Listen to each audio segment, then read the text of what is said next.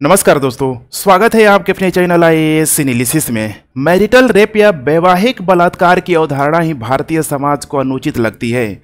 भारतीय समाज इस बात को गले से उतार नहीं पाता कि आखिर पति की मर्जी को पत्नी अस्वीकार कैसे कर सकती है। आखिर शादी की ही किस लिए, बीबी लाई ही क्यों है। यही कारण है कि भारत में अभी भी मैरिटल रेप को अपराध नहीं माना जाता है। लेकिन दुनिया के 150 देश इसे अपराध मानते हुए कानून बना चुके हैं।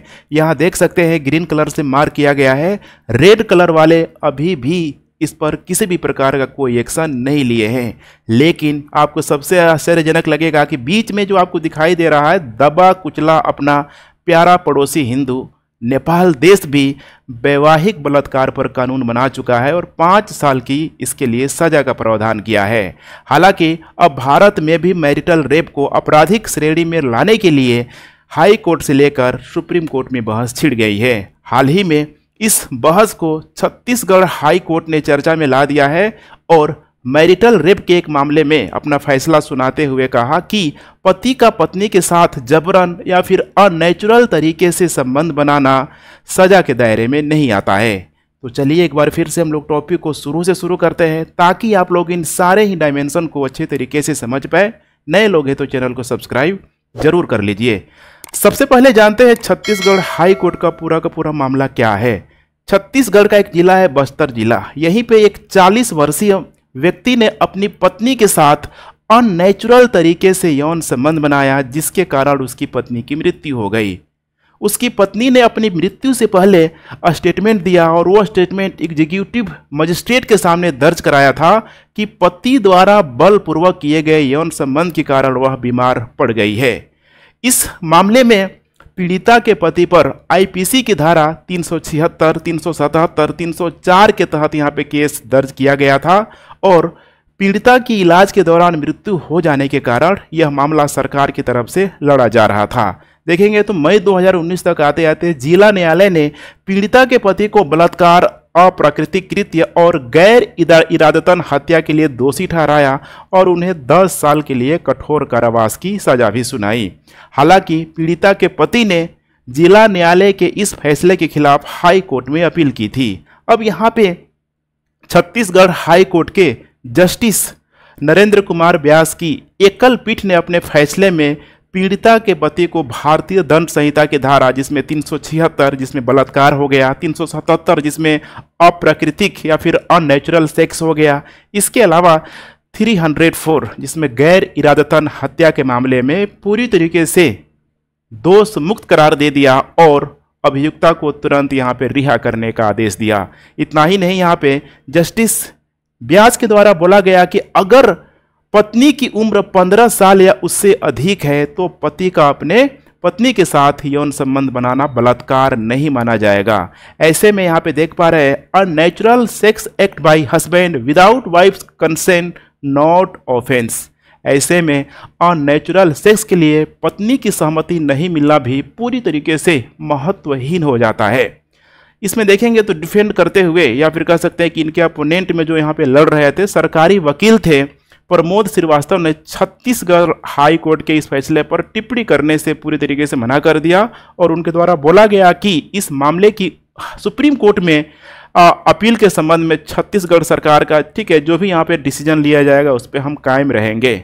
अब यहाँ पे आप लोग समझने की कोशिश कीजिए कि भारत में वैवाहिक बलात्कार को लेकर वर्तमान कानूनी स्थिति क्या है। पूरा आज हम लोग ठीक है डिटेल्स इसका डिस्कशन और एनालिसिस करने वाले हैं। अगर सबसे पहले बात करें हम लोग कानूनी स्थिति को लेके तो नंबर 1 है यहाँ पे भारतीय दंड संहिता जिसमें आईपीसी की धारा 375 है। इसके अलावा भारतीय न्याय संहिता यहाँ पे देख पा रहे हैं बीएनएस की धारा 63 है। इसमें देखेंगे तो एक एक्सेप्शनल केस के तहत ठीक है इसमें जो एक धारा है पूरी तरीके से बलात्कार को परिभाषित करती है और इसमें जो मैंने बताया अभी कि एक एक्सेप्शनल केस है जो कहता है कि पति द्वारा पत्नी के साथ बिना सहमति के यौन संबंध बनाना बलात्कार नहीं है यदि पत्नी 18 वर्ष से ठीक है अधिक है। लेकिन यदि पत्नी की उम्र 18 वर्ष से कम है तो इसे बलात्कार माना जा सकता है, जैसा कि 2017 में ही यहाँ पे सुप्रीम कोर्ट ने फैसला दिया हुआ था। लेकिन उसमें कुछ चेंजेज लाया गया। अब यहाँ पे 15 साल से बढ़ा के कितना कर दिया गया है, यहाँ पे 18 साल यहाँ पे कर दिया है। दूसरा है यहाँ पे घरेलू हिंसा अधिनियम 2005। यह अधिनियम देखा जाए तो 18 वर्ष से अधिक की उम्र की महिलाओं के लिए वैवाहिक संबंधों में यौन शोषण को घरेलू हिंसा के रूप में मानता है। लेकिन आपको यहाँ पे ध्यान रखना है कि देखिए अच्छा है यहाँ पे, लेकिन इसमें समस्या क्या है कि यह केवल एक सिविल उपाय करता है। बहुत सारे मूवी वगैरह में आप लोगों ने देखा होगा कि जब भी यहाँ पे डोमेस्टिक वायलेंस का केस आता है तो पति पत्नी को बुलाया जाता है और उसमें देखेंगे तो सलाह मशवरा हो गया, सुरक्षा हो गया, इसके अलावा समझाने, ठीक है, यही कुल मिला के दोनों के बीच यहाँ पे कम्युनिकेट कराने का प्रयास किया जाता है। जो भी समस्या है उसको सॉर्ट आउट करने का प्रयास किया जाता है। इसमें किसी भी प्रकार का आपराधिक सजा का प्रावधान नहीं होता है। इसके अलावा देखेंगे तो यहाँ पे न्यायिक बहस के रूप में देखेंगे तो दिल्ली और कर्नाटक उच्च न्यायालय के फैसलों ने इस पर पूरी तरीके से बहस छेड़ दी है। 2015 के पहले से देखेंगे, लगभग 2012-13 से तो ये मामला काफ़ी चर्चे में रहा था। 2015 में जैसे अगर हम लोग बात करें, दिल्ली हाई कोर्ट में यहाँ पे याचिका दायर की गई थी और जब वो याचिका दायर की गई थी तो यहाँ पे उसकी 2 बेंचों के द्वारा उसकी सुनवाई की गई थी, जिसमें एक थे जस्टिस राजीव सकधर। उनके द्वारा बोला गया कि ये जो मामला है यहाँ पे अननेचुरल सेक्स का, यहाँ पे वैवाहिक जो, ठीक है, संबंधों का जो मामला अननेचुरल जो सेक्स यहाँ पे किया जा रहा है, ये पूरी तरीके से अनकॉन्स्टिट्यूशनल है। लेकिन दूसरे जो जज थे यहाँ पे सी हरिशंकर ने पूरी तरीके से इसका यहाँ पे समर्थन किया था। तो कुल मिला के यहाँ पे देखा जाए तो मामला सुप्रीम कोर्ट में गया। ऐसे देखेंगे अभी आपको समझ में आएगा कि सुप्रीम कोर्ट में अभी 8 मामले इस टाइप का यहाँ पे जा चुका है। वैसे ही कर्नाटक हाई कोर्ट में एक क्रांतिकारी यहाँ पे डिसीजन आया 2023 में।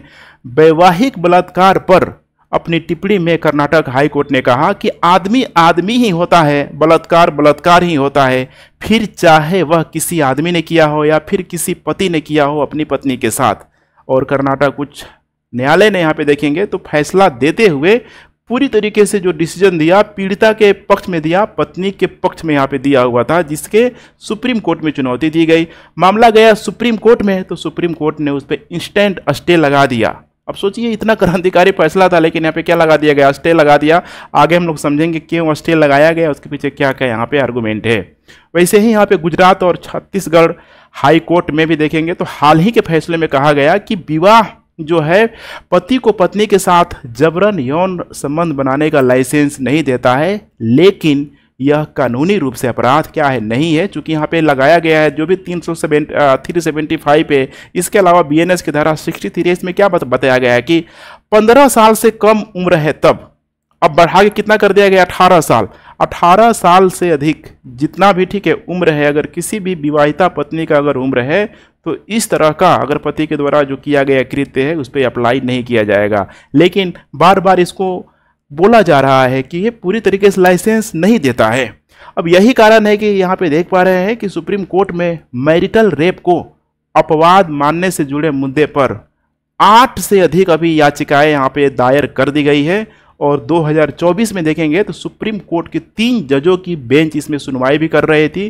तीनों के नामों से आप लोग भली भांति परिचित होंगे, जैसे कि यहाँ पे फॉर्मर CJI है यहाँ पे DY चंद्रचूड़, JB पर्दीवाला आजकल इलाहाबाद हाई कोर्ट के फैसले को या फिर उसकी टिप्पणियों को खूब जोर से बजा रहे हैं, ठीक है। इसके अलावा यहाँ पे देखा जाए तो मनोज मिश्रा, काफ़ी लंबी सुनवाई हुई थी लेकिन सुनवाई पूरी नहीं हुई, अधूरी रही, क्योंकि यहाँ पे जो CJI थे यहाँ पे DY चंद्रचूड़ का कार्यकाल 2024 में खासकर 10 दिसंबर के आसपास कंप्लीट हो रहा था। तो फिर ये भी मामला पूरी तरीके से पेंडिंग में चला गया।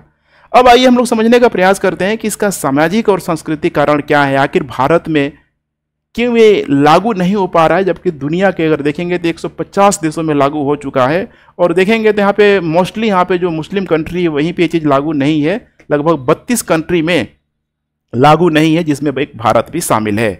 अब यहाँ पे इस चीज़ को समझने की कोशिश कीजिए। नंबर 1 है यहाँ पे पितृसत्तात्मक सोच। पितृसत्तात्मक सोच को लेकर ऐसा मैं ये नहीं कह रहा हूँ कि स्टार्टिंग से नहीं है, एंशिएंट एरा से हम लोग देख रहे हैं, ऋग वैदिक काल में ही महिलाओं की स्थिति अच्छी रही है, उसके बाद से महिलाओं की स्थिति देखेंगे तो उत्तर वैदिक काल से गिरती ही आई है। लेकिन अगर देखा जाए कानूनी रूप से भारत में वैवाहिक बलात्कार को अपराध न मानने की जो जड़ है यहाँ पे ब्रिटिश औपनिवेशिक काल के जो यहाँ पे पति आश्रय है यहाँ पे कोवरचर सिद्धांत में है, इसके तहत देखेंगे तो जो भी यहाँ पे विवाहित महिला की कानूनी पहचान और अधिकार उसके पति के अधीन यहाँ पे माना जाता था। इसका अर्थ था कि विवाह के बाद एक महिला की स्वतंत्र कानूनी स्थिति समाप्त हो जाती थी और वह अपने पति का आश्रय या संरक्षण के रूप में माना जाता था, मतलब मानी जाती थी। वह स्वतंत्र रूप से देखेंगे तो संपत्ति के मालिकाना हक हो गया, अनुबंध कराने या फिर कोई भी मुकदमा दायर तक वो पूरी तरीके से नहीं कर सकती थी, अपने अधिकारों का प्रयोग नहीं कर सकती थी। अब यही कारण है ना, हम लोग अम्बेडकर को कोसते हैं, कितना भी क्रिटिसाइज कर ले, लेकिन यहाँ पे जब बात आती है हिंदी विवाह अधिनियम की बात आती है, जब महिलाओं की जब राइट्स की बात आती है, तो फिर अम्बेडकर के कंट्रीब्यूशन को यहाँ पे भुलाया नहीं जा सकता है। यहाँ पे देखेंगे तो 1955 के तहत यहाँ पे देखेंगे जो यहाँ पे हिंदू विवाह अधिनियम है, इसके तहत महिलाओं को समान अधिकार प्रदान किया गया। लेकिन समस्या क्या है कि देखिए अंग्रेजों के समय से समझिए 19th-20th सेंचुरी से ये जो यहाँ पे कॉन्सेप्ट था, ये जो थ्योरी था चला आ रहा था, तो एक परंपरा के तौर पे यहाँ पे देखेंगे तो आज भी भारतीय समाज में देखी जाती है, खासकर ग्रामीण इलाकों में, जहाँ पे बिल्कुल ही जो महिलाएं होती है, जो मतलब विवाहिता जो महिलाएं होती हैं, पुरुषों के आश्रय में ही यहाँ पे रह जाते हैं। हालांकि अब जरूरी है, ठीक है, कि उन सारी चीज़ों को, जो भी पुराने कानून है, जो भी पुराने परंपरा है, उसमें समय के अनुसार यहाँ पे परिवर्तन किया जाए। दूसरा है यहाँ पे विवाह की पवित्रता को लेके, ये सबसे बड़ा देखिए यहाँ पे कंट्रोवर्सी क्रिएट ये भी होता है। केंद्र सरकार ने इसमें तर्क यहाँ पे दिया हुआ है कि वैवाहिक बलात्कार को अपराध अगर हम लोग मान लेते हैं तो विवाह की संस्था पूरी तरीके से अस्थिर हो जाएगी, क्योंकि भारत में विवाह को एक संस्कार माना जाता है। पति पत्नी के बीच असामान्य या फिर ठीक है सामान्य अनबन होने के मामले में भी अगर इस तरह के कानून बनाया जा रहा है तो फिर इसका मिसयूज हो सकता है, दुरुपयोग किया जा सकता है, क्योंकि इनमें किसी गवाह अथवा प्रमाण की कोई गुंजाइश नहीं होगी। इस मामले को लेके यहाँ पे देखा जाए तो ठीक है, जो भी मेरे यहाँ पे ऑडियंस है, डिवाइड यहाँ पे हो सकते हैं, क्योंकि दोनों का यहाँ पे क्या है, अलग अलग आर्गूमेंट है। वर्तमान में जिस तरीके से हमारे समाज में महिलाओं के द्वारा भी जिस प्रकार से कह सकते हैं, ठीक है, मतलब डोमेस्टिक वायलेंस को, यहाँ पति की हत्या तक यहाँ पे की जा रही है, उसको लेके इसमें कंट्रोवर्सी क्रिएट होगा ही होगा। लेकिन आप किसी एक एक्सेप्शनल, 2-4 एक्सेप्शनल केसेस को लेके आप पूरे समाज को आप टारगेट नहीं कर सकते हैं। अभी भी इस मामले में डिबेट करने की ज़रूरत है। इसके अलावा यहाँ पे नेक्स्ट है यहाँ पे घरेलू हिंसा का, ठीक है, घरेलू हिंसा का हिस्सा, इसमें हम लोग 2-3 रिपोर्टें की बात करेंगे। नंबर 1 है यहाँ पे नेशनल फैमिली हेल्थ सर्वे 5। इसमें क्या बताया गया है कि महिलाएं अपने पति द्वारा यौन हिंसा का शिकार होती है। कितनी महिलाएं, तो 82%, कहीं 82 मिलेगा, कहीं 83 मिलेगा आपको, लेकिन इससे अपराध न होने के कारण यहाँ पे, ठीक है, शिकायत दर्ज यहाँ पे नहीं की जाती है। सबको पता है कि करेंगे तो क्या होगा, कुछ नहीं होगा फाइनली। कितने महिलाएं शर्म से, ठीक है, या फिर सोशली प्रेशर की वजह से यहाँ पे नहीं कर पाती है। तो ये अपने आप में एक सवाल पैदा यहाँ पे जरूर करता है। वही देखेंगे यहाँ पे NCRB national crime report bureau यहाँ पे 2019 का रिपोर्ट है कि भारत में 70% महिलाएं घरेलू हिंसा का शिकार है, जिसमें वैवाहिक बलात्कार तक शामिल है। वहीं यहाँ पे संयुक्त राष्ट्र पॉपुलेशन फंड के मुताबिक भारत में 75% विवाहित महिलाओं को जबरन यहाँ पे देखा जाए तो यहाँ पे, ठीक है, सेक्स का, फिर कह सकते हैं संबंध का यहाँ पे सामना करना पड़ता है। तो ऐसे जब रिपोर्ट आते हैं तो अभी, ठीक है, अभी जो भी मुस्कान हो गया, कितने सारे यहाँ पे केसेज हो गया, वैसे में पर्टिकुलरली अगर एक को लेके पूरे समाज को टारगेट करेंगे, पूरी महिलाओं को टारगेट करेंगे, तो अभी आप खुद में एक क्वेश्चन मार्क तो करता ही करता है। क्योंकि ये जो डाटा है आप देख पा रहे हैं कितना भयंकर डाटा है। वाकई में हमारे पितृसत्तात्मक समाज को इस चीज़ को यहाँ पे समझने की ज़रूरत है। इसके अलावा देखा जाए विवाद और बहस, मैंने बताया था, चूँकि हेगल ने क्या तर्क दिया था। हेगल का आर्गुमेंट था कि जब भी इस तरह की चीज़ें कहीं भी कुछ होती है तो डिबेट करना बहुत ज़रूरी है। डिबेट होगा तो थोड़ा बहुत ट्रूथ आएगा, फिर इस ट्रूथ को लेके फिर डिबेट होगा, फिर इसमें से जो भी यहाँ पे, ठीक है, एरर होगा वो छट जाएगा, फिर ट्रूथ आएगा। ऐसे करते करते करते एक लास्ट स्टेज में आते आते क्या होगी, परम सत्य की यहाँ पे क्या हो जाएगी, प्राप्ति हो जाएगी। तो यहाँ पे दोनों तरीके का यहाँ पे हमें डिबेट देखने के लिए मिलता है। जिससे सबसे पहले बात करते हैं हम लोग यहाँ पे तर्क को लेके। समर्थन में तर्क को लेके यहाँ पे नंबर 1 है यहाँ पे लोकतंत्र। कहा जाता है ना कि एक अच्छा लोकतंत्र वही है जो अपने नागरिकों के प्रताड़ित होने और चीखने से पहले वो अधिकार दे दे जो पूरी तरीके से गरिमापूर्ण जीवन जीने के लिए जरूरी होते हैं। यह समझना जरूरी है कि भारतीय संविधान मानव अधिकारों को सर्वोपरि मानता है, बिना किसी लिंग भेद के। इस बात को ना समझ पाने वालों को संकीर्ण, मतलब जो भी यहाँ पे ठीक है नैरो जिसका थिंकिंग है, संकीर्ण जो सोच है, हमेशा तकलीफ होती रहती है। वे इसे पूरी तरीके से क्या करते हैं, मनमौजी व्याख्या कर देते हैं। जैसे भारतीय समाज में लगता है कि मैरिटल रेप तो कुछ होता ही नहीं है, कोई मुद्दा ही नहीं है। बिना समझे यह मामला, समझ रहे हैं यहाँ पे, प्रेम पूर्वक जारी वैवाहिक रिश्तों का नहीं, बल्कि एक स्त्री की मर्जी के खिलाफ उसके प्रेग्नेंट होने और पूरी तरीके से उसका मिस कैरियज तक से यहाँ पे जुड़ा हुआ। इस चीज़ को समझिए आप, ठीक है। फिर चाहे वह विवाहित हो या अविवाहित। जैसे एक मूवी था पिंक में, कितना अच्छा संदेश यहाँ पे दिया गया होगा, ठीक है। मतलब दिया गया था कि कब होगा ना का मतलब ना, देख पा रहे हैं यहाँ पे, no means no, when someone say no you stop, चाहे मामला कुछ भी हो। इसमें जस्टिस वर्मा समिति यहाँ पे देखेंगे 2012 में बैठी हुई थी, जिसमें इस समिति के द्वारा वैवाहिक बलात्कार को अपराध बनाने की यहाँ पे सिफारिश की गई थी, क्योंकि यह महिलाओं की गरिमा और जीवन के अधिकारों का हनन करता है। वैवाहिक, ठीक है, जो भी यहाँ पे अपराध है, मानव या फिर जो भी वैवाहिक जो बलात्कार है, ठीक है, इसमें जो भी महिला अधिकार का जो मौलिक अधिकार है, जैसे कि आर्टिकल 14, 15, 21 का ये पूरी तरीके से उल्लंघन करता है। वही देखेंगे तो लंबा चौड़ा इसके विरोध में भी यहाँ पे तर्क दिया जाता है कि आखिर इसको क्यों लागू नहीं किया जाना चाहिए। जैसे कि नंबर 1 दिया जा रहा है कि वैवाहिक बलात्कार के मामले में अगर इस कानून को लागू कर दिया गया तो वैसे ही हमारे देश में दुनिया भर की कानूनें ऐसी हैं जिसका पूरी तरीके से मिसयूज किया जाता है, जैसे कि SC ST एक्ट, बलात्कार, ठीक, जैसे आवश्यक कानूनों की तरह इसका भी दुरुपयोग होने की पूरी तरीके से, ठीक है, संभावना बनी रहेगी, आशंका बनी रहेगी, क्योंकि इसमें सबसे बड़ी समस्या है कि कोई एविडेंस यहाँ पे नहीं है।